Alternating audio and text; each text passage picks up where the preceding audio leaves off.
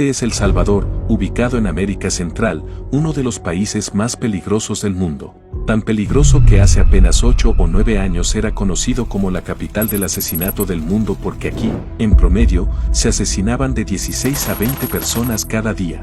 Entre 2014 y 2017, la situación aquí fue tan grave que casi 20.000 personas murieron en guerras de pandillas y el 20% de la población tuvo que huir del país. Sin embargo, hoy en día este país peligroso se ha vuelto tan seguro que su tasa de criminalidad es ahora incluso más baja que la de los Estados Unidos. El Salvador es el país más pequeño de América Central, pero geopolíticamente es un país muy importante debido a su ubicación. El Salvador está ubicado al sur de México entre Guatemala y Honduras y tiene una costa a lo largo del Océano Pacífico, lo que le brinda acceso al Canal de Panamá. Esto significa que si por alguna razón el gobierno se desestabiliza aquí y las pandillas toman el control, pueden representar una seria amenaza para un importante punto de estrangulamiento del comercio global. Por esta razón, Estados Unidos siempre ha tenido un gran interés en El Salvador. Las relaciones entre estos dos países son tan sólidas que en 2003, cuando Estados Unidos invadió Irak, El Salvador fue el único país de América Latina que se unió a las fuerzas de coalición de Estados Unidos. Además,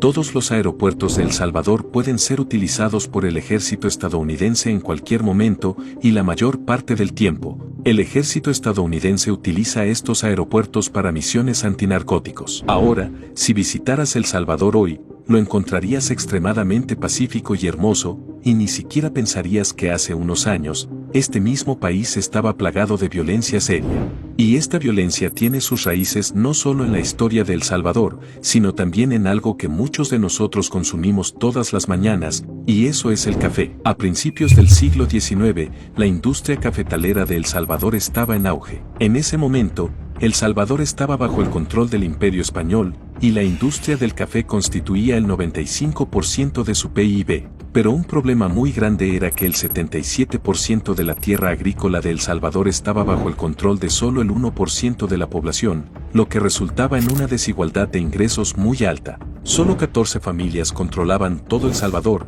haciendo leyes solo para su propio beneficio. En 1821, El Salvador se independizó del dominio español, pero estas mismas familias continuaron controlando El Salvador durante muchos años más. Entonces, desde la década de 1930 hasta finales de la década de 1970, hubo una dictadura militar en El Salvador, que introdujo reformas agrarias que fueron beneficiosas para estas familias de élite. Como resultado, el odio contra el gobierno comenzó a aumentar entre la población, y este odio creció tanto que estalló una guerra civil masiva entre el gobierno y las alas políticas de extrema izquierda y extrema derecha, que continuó hasta 1992 y esta guerra resultó en la muerte de 65.000 personas. A lo largo de todos estos años, Estados Unidos apoyó financieramente y con armas al gobierno de El Salvador. Aproximadamente 500.000 personas huyeron de El Salvador a diferentes países de América del Sur, y muchas personas terminaron en la ciudad estadounidense de Los Ángeles,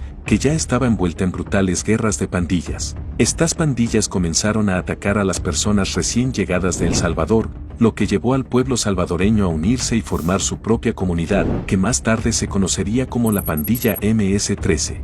Originalmente formada para proteger a sus familias, esta comunidad se había convertido ahora en una pandilla criminal hardcore que estaba propagando el crimen en las ciudades estadounidenses. En 1992, cuando terminó la guerra civil, Estados Unidos comenzó a deportar a estos miembros de pandillas de regreso a El Salvador.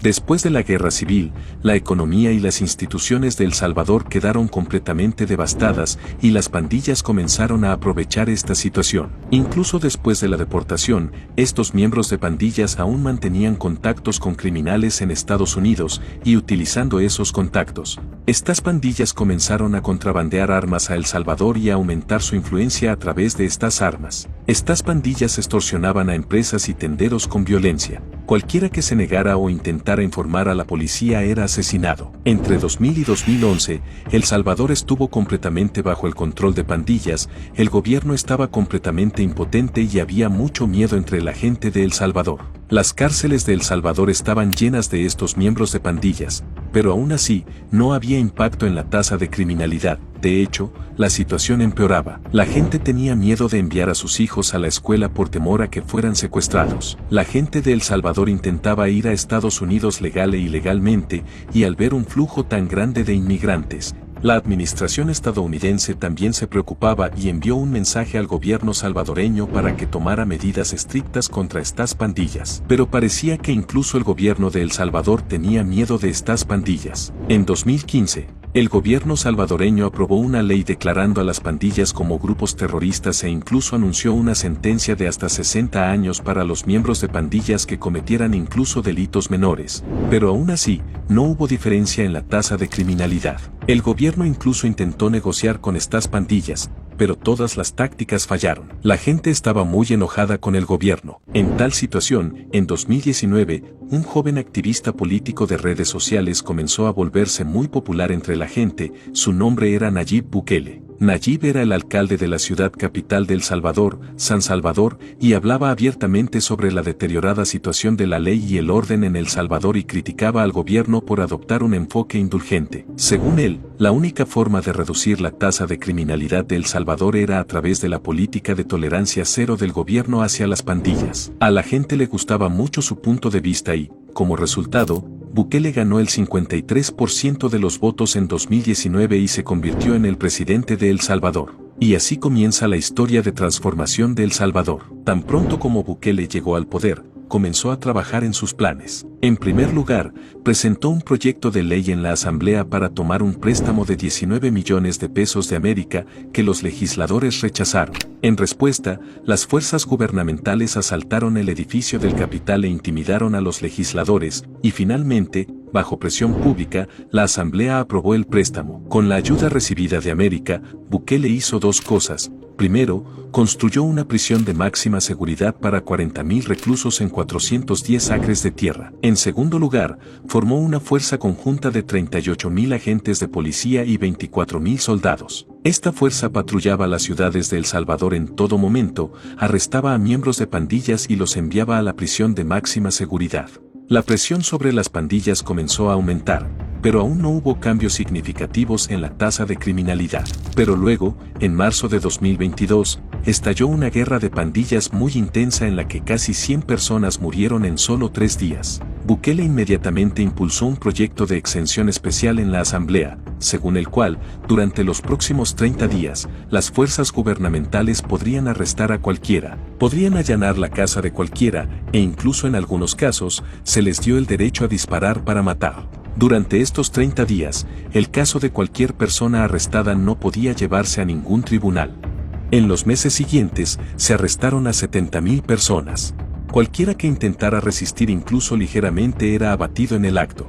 Para finales de 2022, la tasa de homicidios en El Salvador había disminuido en un 56% y para 2023, la tasa de criminalidad en El Salvador había caído por debajo de la de Estados Unidos. Hoy, la gente de El Salvador está recorriendo libremente los mercados, no hay nadie amenazando a los negocios o a los tenderos por extorsión, y todo este crédito va para Nayib Bukele, cuya tasa de aprobación ha superado el 90% en solo 2 años. Muchos líderes en América Latina ahora están considerando adoptar políticas como las de Bukele para controlar la tasa de criminalidad. Sin embargo, según muchos analistas, El Salvador ha pagado un alto precio para poner fin a esta tasa de criminalidad, y ese precio es que Bukele ahora tiene un poder indiscutible. La ley ejecutiva especial aprobada por 30 días se ha extendido 22 veces y todavía está activa hasta el día de hoy, por lo que el 2% de la población de El Salvador está actualmente en la cárcel, y sus juicios aún no han comenzado. Según periodistas locales,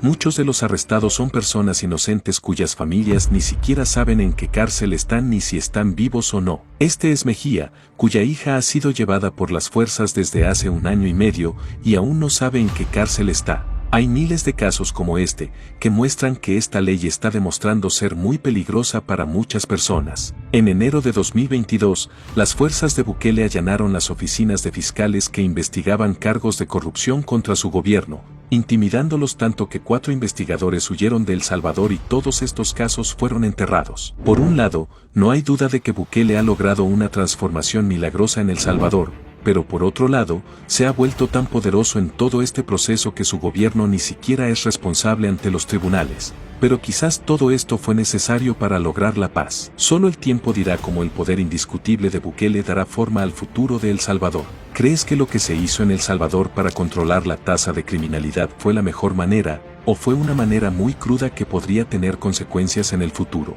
Por favor, comparte tu opinión en los comentarios porque leemos ansiosamente tus comentarios. Estas son todas las fuentes que consultamos para este video. Si te gustó el video, por favor dale me gusta y suscríbete al canal. Nos vemos en el próximo video. Cuídate.